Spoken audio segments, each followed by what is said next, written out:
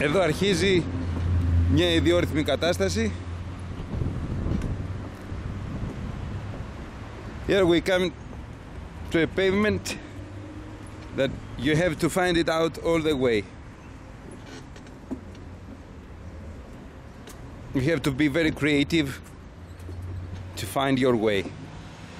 Εδώ τα πράγματα είναι οριακά. Εάν θέλω να είμαι πάνω στο πεζοδρόμιο, κάποια στιγμή θα είμαι εκτός πεζοδρομίου.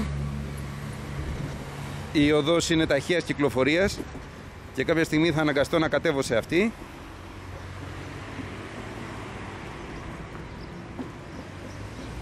Υπάρχει βέβαια και η παρακαμπτήριος, αλλά είναι μια ολόκληρη ιστορία. Κάνεις άπειρο δρόμο.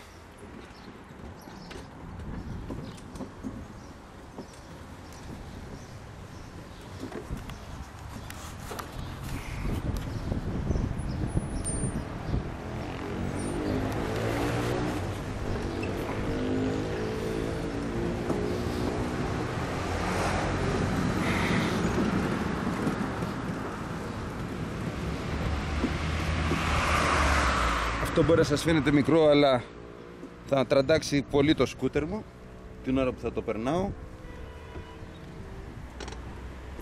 It's very painful when you are riding on the scooter to find all these obstacles at the pavement. Here we come to the end of this, as we might call it, accessible pavement. Here we come to an end.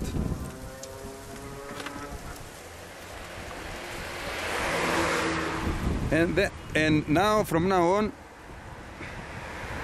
I have to be on the road. I'm on the road. This is what I'm facing. Αυτό πρέπει να αντιμετωπίσω. Αυτή είναι η ζωή ενός κινητικά ανάπηρου. Για να επιβιώσει πρέπει να είναι μέσα στον άσφαλτο. Αυτή είναι η Ελλάδα. Αυτή είναι η Αθήνα του 2004, 6 χρόνια μετά το 2004.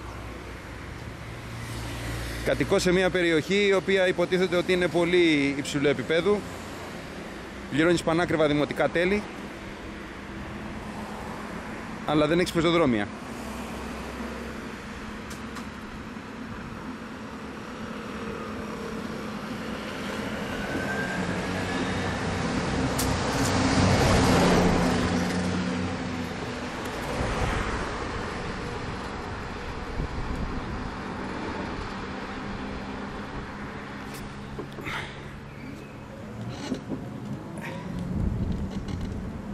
Συνεχίζω να είμαι πάνω στο δρόμο.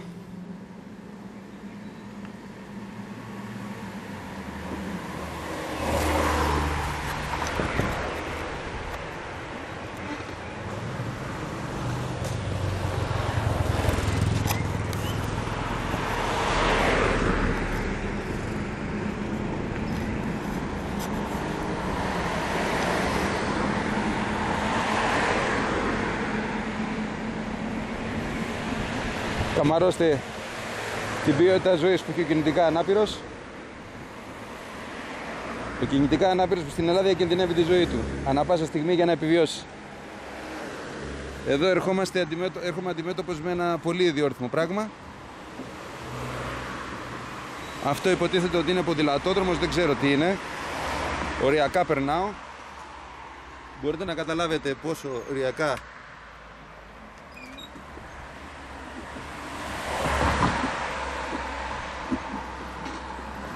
μπορώ να μετακινηθώ.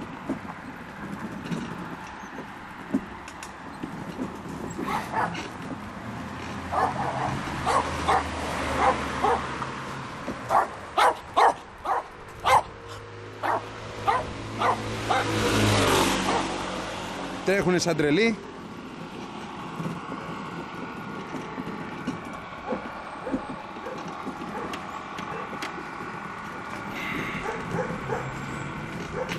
Όπως βλέπετε δεν υπάρχει προστατευτικό ρήθρο στο πεζοδρόμιο. Δεν υπάρχει τίποτα.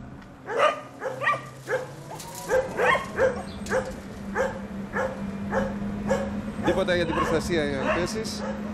Κάνω πολύ γρήγορα γιατί ακούω ένα αυτοκίνητο να έρχεται από πίσω μου. Γρήγορα.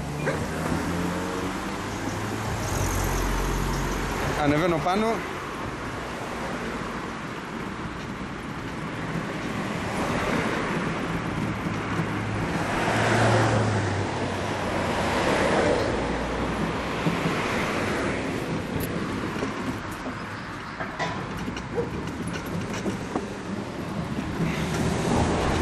Το έργο είναι πολύ πρόσφατο.